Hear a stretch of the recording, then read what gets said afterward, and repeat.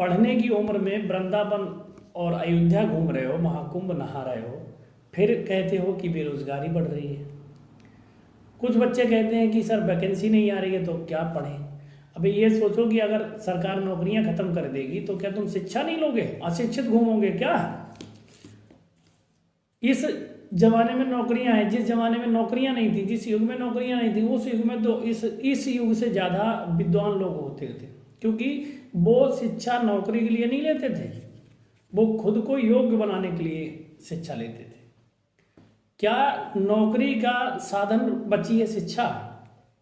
इससे ज़्यादा कुछ नहीं। इसीलिए बेरोजगारी फैल रही है। बेरोजगारी का मुख्य कारण यही है कि हमने शिक्षा को मात्र नौकरी का एक साधन बना रखा है। अगर नौकरियां नहीं तो हम शिक्षा ही नहीं लेने चाहते। कितनी गंदी धारणा है कि अगर नौकरी नहीं तो शिक्षा नहीं। अरे शिक्षा हमको लेनी है, नौकरी मिले या ना मिले उससे मतलब नहीं है, जागरूक होना है हमको। आज हर जगह पे करप्शन फैला हुआ है, सिर्फ इसलिए कि तुम नौकरी के लिए शिक्षा ले रहे हो, इसलिए करप्शन फैला पड़ा है। क्या पढ़ते हो तुम, कौन सा टॉपिक पढ़ रहे हो, तुम्हें उसका महत्व तो नहीं पता है। तुम्हें बस इतना पता है कि इसमें से क्वेश्चन क्या आएगा,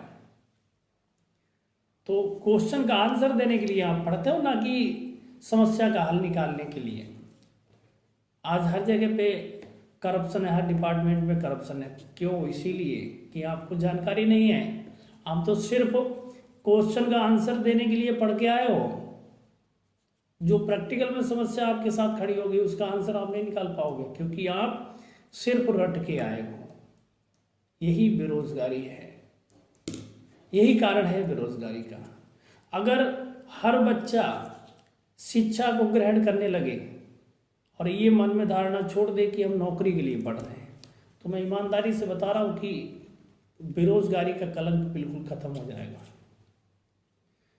सरकार की तो नीतियां यही हैं कि तुम पढ़ो और पढ़ने के बाद भी अनपढ़ रहो। ये सरकार की नीतियां हैं।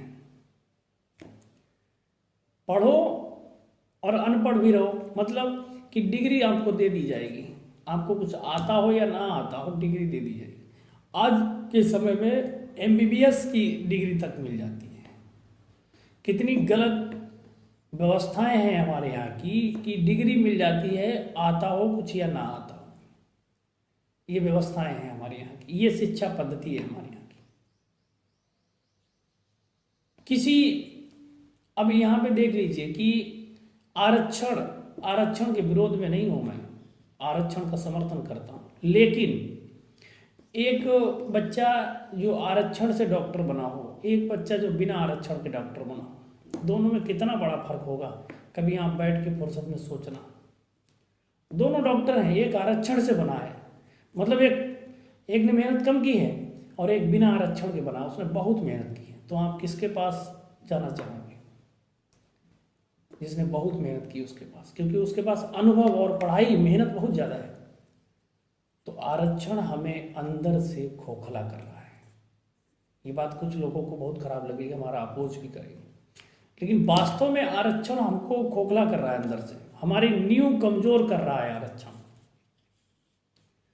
तो पढ़ लो जितना पढ़ सकते हो, नौकरी के लिए मत पढ़ो, अपने आप को योग्य बनाने के लिए पढ़ो, अपने आप को शिक्षित बनाने के लिए पढ़ो। केवल नौकरी का उद्देश्य लेकर के पढ़ाई मत करो। अगर ऐसा करना है तो आप पढ़ो ही मत। सिर्फ डिग्री लेने के लिए अगर आप पढ़ रहे हो तो डिग्री का देखिए कहीं पर कोई महत्व नहीं होता है। आज तक किसी की डिग्री कोई देखने नहीं आया कि तुमने कौन सी डिग्री की हमें दिखाओ, कोई नहीं देखने आता है। डिग्री कोई देखने नहीं आता है।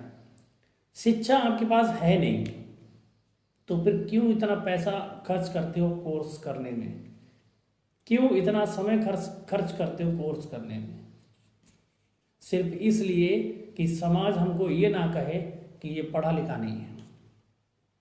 ठीक है, आपने MA कर लिया एजुकेशन से और एजुकेशन के बारे में आपको कुछ पता नहीं है, कोई फायदा नहीं है। आप अनपढ़ से भी ज़्यादा गए गुजरे हो। तो डिग्री आपकी कोई देखने नहीं आएगा, योग्यता आपके पास है नहीं, तो आप वैसे ही बेकार हो गए। तो इसलिए शिक्षा को नौकरी का साधन मत बनाओ, शिक्षा योग्यता ग्रहण करने के लिए लो, अपने आप को शिक्षित बनाने के